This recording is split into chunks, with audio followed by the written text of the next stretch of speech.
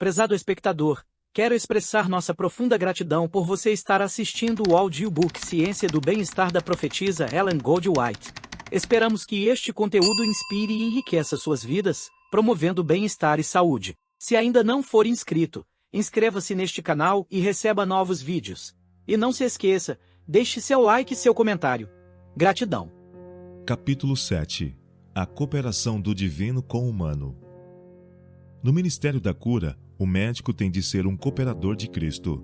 O Salvador assistia tanto à alma como ao corpo. O evangelho por ele pregado era uma mensagem de vida espiritual e de restauração física. O libertamento do pecado e a cura da doença estavam ligados entre si. O mesmo ministério é confiado ao médico cristão. Ele deve se unir a Cristo no aliviar tanto as necessidades físicas como as espirituais de seus semelhantes. Cumpre-lhe ser, para o enfermo, um mensageiro de misericórdia, levando-lhe um remédio ao corpo doente e à alma enferma de pecado. Cristo é a verdadeira cabeça da profissão médica. O médico-chefe acha-se ao lado de todo clínico que trabalha para aliviar os sofrimentos humanos. Ao mesmo tempo que emprega remédios naturais para a doença física, o médico deve encaminhar seus doentes àquele que pode aliviar tanto os males da alma como os do corpo. Aquilo que os médicos só podem ajudar a fazer é realizado por Cristo. Eles se esforçam por auxiliar a operação da natureza na cura. Quem cura é o próprio Cristo. O médico busca conservar a vida. Jesus a comunica. Em seus milagres, o Salvador revela o poder que está continuamente operando em favor do homem para manter e curar. Por intermédio de agentes naturais, Deus está operando dia a dia, hora a hora, momento a momento, para nos conservar em vida, construir e restaurar-nos. Quando qualquer parte do corpo sofre um dano, principia imediatamente um processo de cura. Os agentes da natureza põem-se em operação para restaurar a saúde. Mas o poder que opera por intermédio seu é o poder de Deus. Todo poder comunicador de vida tem nele sua origem. Quando alguém se restabelece de uma enfermidade, é Deus que o restaura. Doença, sofrimento e morte são obra de um poder antagônico. Satanás é o destruidor, Deus, o restaurador. As palavras dirigidas a Israel verificam-se hoje naqueles que recuperam a saúde do corpo ou da alma. Eu sou o Senhor, que te sara. Êxodo capítulo 15, verso 26. O desejo de Deus para com toda a criatura humana exprime-se nas palavras: Amado, desejo que te vá bem em todas as coisas e que tenha saúde, assim como bem vai a tua alma. 3 João, versículo 2. É Ele que perdoa todas as tuas iniquidades e sara todas as suas enfermidades, quem redime a tua vida da perdição e te coroa de benignidade e de misericórdia. Salmos 103, versos 3 e 4. Quando Cristo curava a doença, advertia muitos dos enfermos: Não pequeis mais, para que te não suceda alguma coisa pior. João capítulo 5, verso 14. Assim ele ensinava que haviam trazido sobre si mesmos a doença, transgredindo as leis de Deus, e que a saúde podia ser preservada unicamente pela obediência. O médico deve ensinar a seus pacientes que devem cooperar com Deus na obra de restauração. O médico tem uma compreensão sempre crescente de que a enfermidade é o resultado do pecado. Sabe que as leis da natureza são tão verdadeiramente divinas como os preceitos do Decálogo, e que unicamente obedecendo-lhes podemos conservar ou recuperar a saúde. Ele vê sofrendo muitos em resultado de práticas nocivas, os quais poderiam ser restituídos à saúde caso fizessem o possível em benefício de sua própria cura. Precisam que se lhes ensine que toda prática destrutiva das energias físicas, mentais ou espirituais é pecado, e que a saúde tem de ser garantida por meio da obediência às leis estabelecidas por Deus para o bem da humanidade. Quando um médico vê um doente sofrendo uma doença ocasionada por regime alimentar impróprio ou outros hábitos errôneos, e todavia deixa de dizer-lhe isto, está fazendo um mal a seu semelhante. Bêbados, maníacos, os que se entregam à licenciosidade, todos apelam ao médico para que lhes declare positiva e claramente que o sofrimento é resultado do pecado. Os que compreendem os princípios da vida deviam ser zelosos em lutar para combater as causas das doenças. vendo contínuo conflito com a dor, trabalhando constantemente para aliviar o sofrimento, como pode o médico manter-se em silêncio? É ele benévolo e misericordioso se não ensina a estrita temperança como remédio contra a doença? Torne-se claro que o caminho dos mandamentos de Deus é a vereda da vida. Deus estabeleceu as leis da natureza, mas suas leis não são arbitrárias exigências. Tudo não farás, seja na lei física, seja na moral, implica uma promessa. Se obedecemos, a bênção nos seguirá aos passos. Deus nunca nos força a fazer o que é direito, mas nos procura salvar do mal e levar-nos ao bem. Chame-se a atenção às leis ensinadas a Israel. Deus lhes deu definidas instruções quanto a seus hábitos de vida. Deu-lhes a conhecer as leis relativas tanto ao bem-estar físico como ao espiritual, e sob a condição de obediência assegurou-lhes: e o Senhor de ti desviará toda enfermidade. Deuteronômio capítulo 7, verso 15. Aplicai o coração a todas as palavras que hoje testifico entre vós. Deuteronômio capítulo 32, verso 46. Porque são vida para os que as acham e saúde para o seu corpo. Provérbios capítulo 4, verso 22. Deus deseja que alcancemos a norma de perfeição que o dom de Cristo nos tornou possível. Ele nos convida a fazer nossa escolha do direito, para nos ligarmos com os instrumentos celestes, adotarmos princípios que hão de restaurar em nós a imagem divina. Na palavra escrita e no grande livro da natureza, ele revelou os princípios da vida. É nossa obra obter conhecimento desses princípios e, pela obediência, cooperar com ele na restauração da saúde do corpo, bem como da alma. Os homens precisam saber que as bênçãos da obediência, em sua plenitude, eles só podem fruir à medida que receberem a graça de Cristo. É sua graça que dá ao homem poder para obedecer às leis de Deus. É isso que o habilita a quebrar as cadeias do mau hábito. Esse é o único poder que pode colocá-lo e conservá-lo firme no caminho do direito. Quando o Evangelho é recebido em sua pureza e poder, é uma cura para as doenças originadas pelo pecado. O sol da justiça ergue-se, trazendo salvação nas suas asas. Malaquias capítulo 4, verso 2. Todos os recursos do mundo não podem curar um coração quebrantado, nem comunicar paz de espírito, nem remover o cuidado, nem banir a enfermidade. A fama, o engenho, o talento são todos impotentes para alegrar um coração dolorido ou restaurar uma vida arruinada. A vida de Deus na alma, eis a única esperança do homem. O amor difundido por Cristo por todo o ser é um poder vitalizante. Todo órgão vital, o cérebro, o coração, os nervos, esse amor toca, transmitindo cura. Por ele são despertadas para a atividade as mais altas energias do ser. Liberta a alma da culpa e da dor, da ansiedade e do cuidado que consomem as forças vitais. Vem com ele serenidade e compostura. Implanta na alma uma alegria que coisa alguma terrestre pode destruir. A alegria do Espírito Santo, alegria que comunica saúde e vida. As palavras de nosso Salvador, vinde a mim e eu vos aliviarei, são uma receita para a cura dos males físicos, mentais e espirituais. Embora os homens hajam trazido sobre seu sofrimento por causa de suas más ações, ele os olha com piedade. Nele pode encontrar socorro. Grandes coisas fará por aqueles que nele confiam.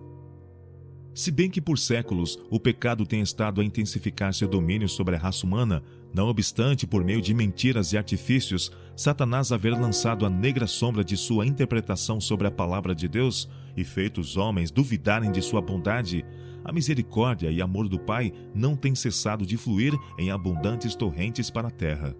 Se os seres humanos abrissem as janelas da alma em direção ao céu, apreciando as divinas dádivas, por elas penetraria uma onda de restauradora virtude. O médico que deseja ser um aceitável cobreiro de Cristo esforçar-se-á por se tornar eficiente em todos os ramos de seu trabalho. Estudará diligentemente a fim de se habilitar para responsabilidades de sua profissão e buscará com afinco atingir uma norma mais elevada, procurando crescente conhecimento, maior habilidade e mais profundo discernimento. Todo médico devia compreender que aquele que faz um trabalho fraco e ineficiente está causando prejuízo não só ao doente, como também a seus colegas de profissão. O médico que se satisfaz com uma baixa norma de competência e conhecimento não somente amesquinha a profissão médica, mas desonra ao próprio Cristo, o médico-chefe. Os que se sentem inaptos para a obra médica devem escolher outra profissão. Os que são capazes de cuidar dos doentes, mas cuja educação e habilitações médicas são limitadas, fariam bem em empreender as partes mais humildes dessa obra, trabalhando fielmente como enfermeiros. Mediante paciente serviço, sob a direção de hábeis médicos, poderão aprender continuamente e, aproveitando toda a oportunidade de adquirir conhecimento, torna-se, a seu tempo, plenamente habilitados para realizar obra médica. Que os médicos mais jovens, cooperando também com ele, o médico-chefe, não recebam a graça de Deus em vão, não dando escândalo em coisa alguma para que o ministério não seja censurado. Antes, como ministros de Deus, tornando-nos recomendáveis em tudo. 2 Coríntios capítulo 6, verso 1 e versos 3 a 4. O desígnio de Deus a nosso respeito é que avancemos sempre em direção ascendente. O verdadeiro médico missionário será um profissional de habilidade sempre maior. Talentosos médicos cristãos, possuindo superior capacidade profissional, deviam ser procurados e animados a entrar para o serviço de Deus em lugares que possam instruir e preparar outros para que se tornem médicos missionários.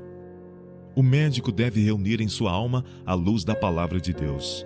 Deve fazer contínuo o progresso na graça. Para ele, a religião não deve ser meramente uma influência entre outras. Tem de ser uma força que domine todas as outras. Deve agir por elevados e santos motivos, motivos que são poderosos porque provêm daquele que deu sua vida para nos proporcionar poder a fim de vencer o mal. Se o médico se esforçar fiel e diligentemente para se tornar eficiente em sua profissão, se ele se consagrar ao serviço de Cristo e dedicar tempo para examinar o próprio coração, compreenderá a maneira de se apoderar dos mistérios de sua vocação sagrada. Poderá disciplinar-se e educar-se de tal modo que todos os que se encontram dentro da esfera de sua influência verão a excelência da educação e da sabedoria, obtidas por meio daquele que se acha ligado com Deus de sabedoria e poder. Em parte alguma, é mais necessária uma íntima comunhão com Cristo do que na obra do médico.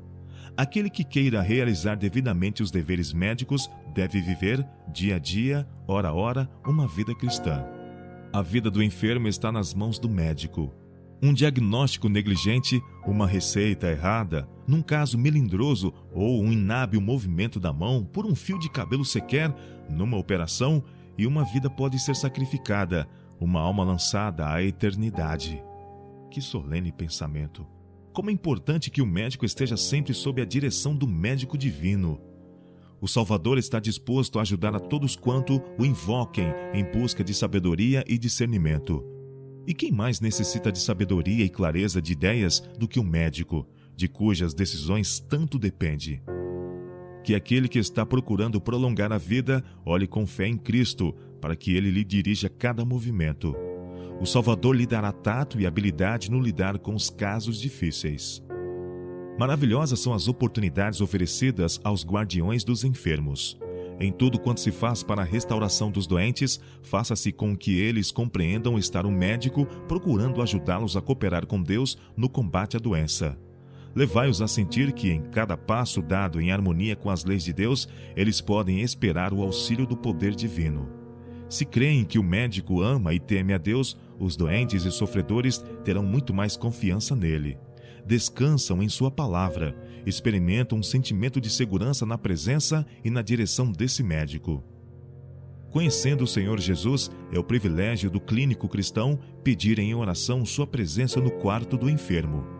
Antes de efetuar uma operação melindrosa, peça ao cirurgião o auxílio do grande médico.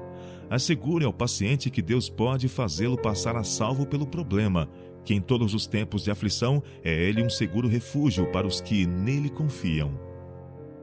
O médico que não pode fazer isso perde um caso após outro, que, do contrário, teriam sido salvos. Se ele pudesse proferir palavras que inspirassem fé no compassivo Salvador, que sente cada pulsação de angústia, ele pudesse apresentar em oração as necessidades da alma, a crise passaria frequentemente com mais facilidade. Unicamente aquele que lê o coração pode saber com que tremor e terror consentem muitos pacientes numa operação às mãos de um médico. Compreendem o perigo que se acham. Conquanto tenham confiança na competência do cirurgião, sabem que ele não é infalível. Ao verem, porém, um médico curvado em oração, pedindo o auxílio de Deus, são inspirados a confiar. Gratidão e confiança abrem-lhe o coração ao poder restaurador de Deus. As energias de todo o ser são possuídas de vigor e as forças vitais triunfam. Também ao médico, a presença do Salvador é um elemento de força. Muitas vezes, as responsabilidades e possibilidades de sua obra lhe trazem temor ao espírito. A febre da incerteza e do receio tornaria inábil sua mão. Mas a certeza de que o divino conselheiro se acha ao seu lado e guiá-lo e sustê-lo comunica serenidade e ânimo. O toque de Cristo na mão do médico traz-lhe vitalidade, calma, confiança e poder. Tendo passado a salvo o momento da crise e havendo perspectiva de êxito, sejam alguns momentos dedicados a orar com o paciente. Exprimi vosso sentimento pela vida que foi poupada.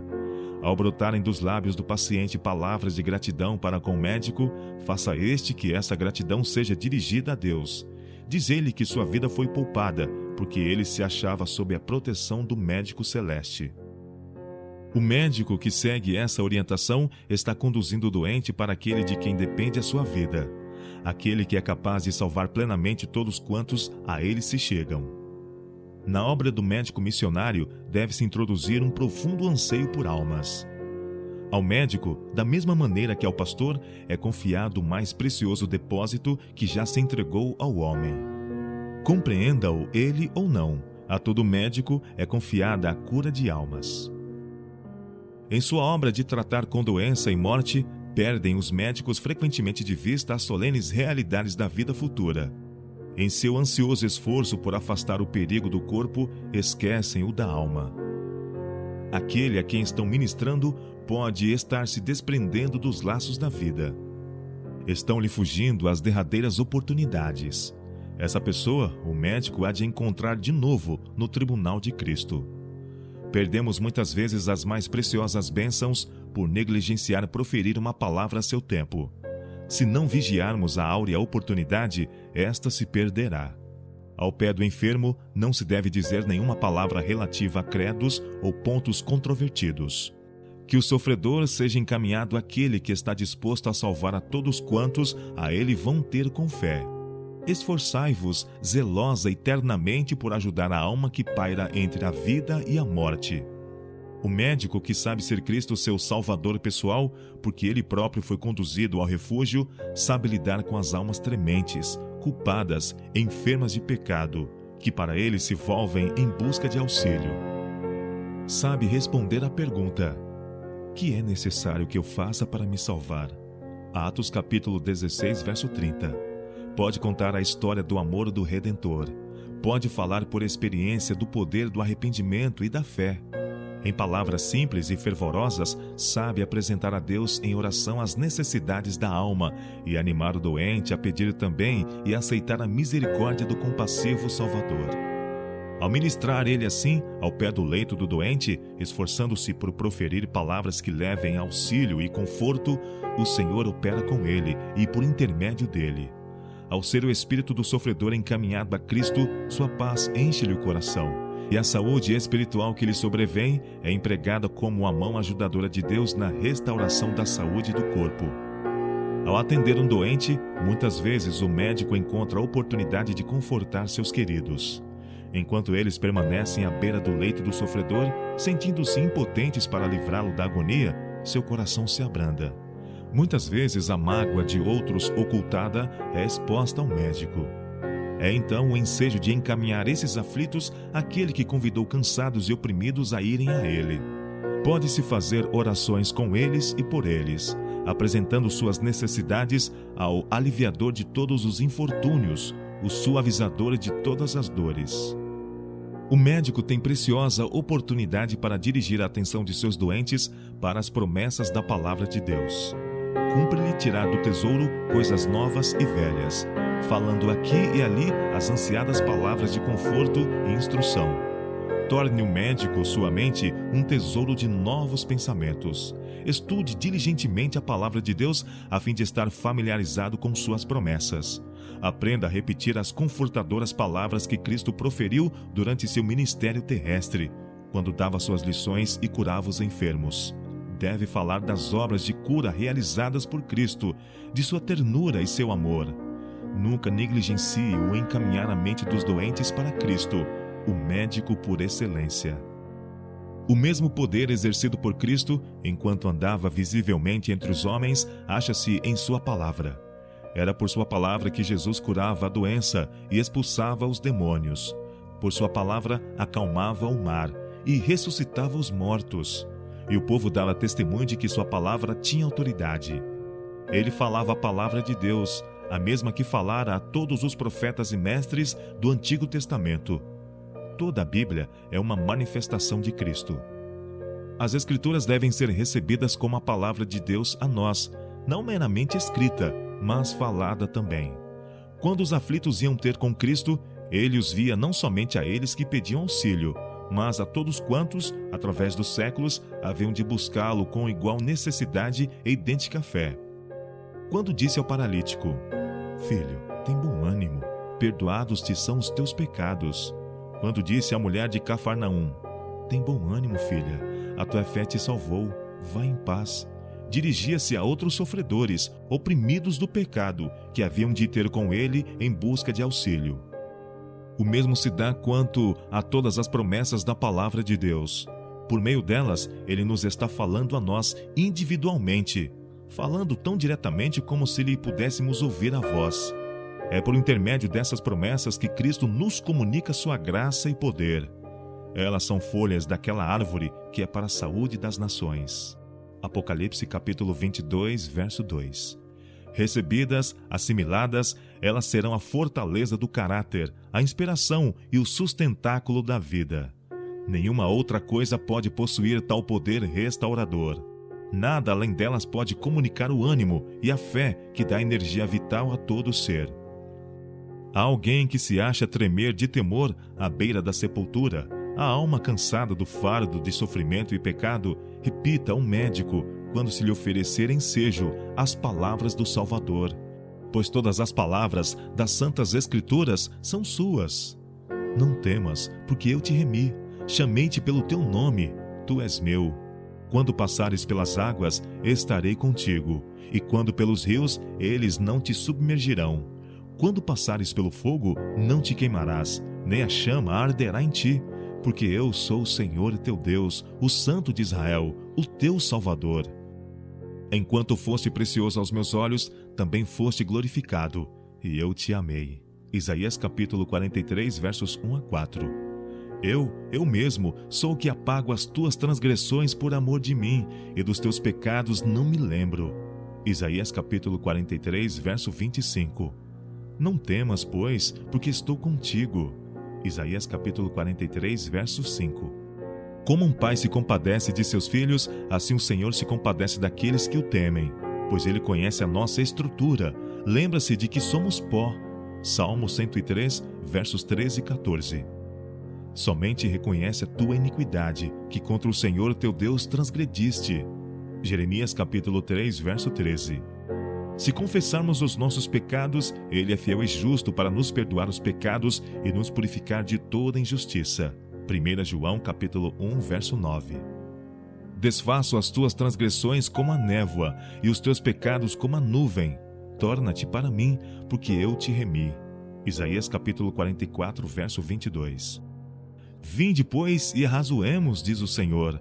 Ainda que os vossos pecados sejam como a escarlata, eles se tornarão brancos como a neve. Ainda que sejam vermelhos como o carmesim, se tornarão como a branca lã. Se quiserdes e ouvirdes, comereis o bem desta terra. Isaías capítulo 1, versos 18 e 19. Com amor eterno te amei, também com amorável benignidade te atraí. Jeremias capítulo 31, verso 3. Escondi a minha face de ti por um momento, mas com benignidade eterna me compadecerei de ti. Isaías capítulo 54, verso 8. Não se turbe o vosso coração. João capítulo 14, verso 1. Deixo-vos a minha paz vos dou, não vou-la dou como o mundo a dá. Não se turbe o vosso coração, nem se atemorize. João capítulo 14, verso 27. E será aquele varão como um esconderijo contra o vento, e como um refúgio contra a tempestade, e como ribeiros de águas em lugares secos, e como a sombra de uma grande rocha em terra sedenta. Isaías capítulo 32, verso 2. Os aflitos e necessitados buscam águas, e não as há, e a sua língua se seca de sede. Mas eu, o Senhor, os ouvirei. Eu, o Deus de Israel, os não desampararei. Isaías capítulo 41, verso 17. Assim diz o Senhor que te criou: derramarei água sobre o sedento e rios sobre a terra seca. Derramarei o meu espírito sobre a tua posteridade e a minha bênção sobre os teus descendentes. Isaías capítulo 44, versos 2 e 3. Olhai para mim, sereis salvos, vós, todos os termos da terra. Isaías capítulo 45, verso 22. Ele tomou sobre si as nossas enfermidades, elevou as nossas doenças. Mateus capítulo 8, verso 17. Ele foi ferido pelas nossas transgressões e moído pelas nossas iniquidades. O castigo que nos traz a paz estava sobre ele, e pelas suas pisaduras fomos sarados. Isaías capítulo 53,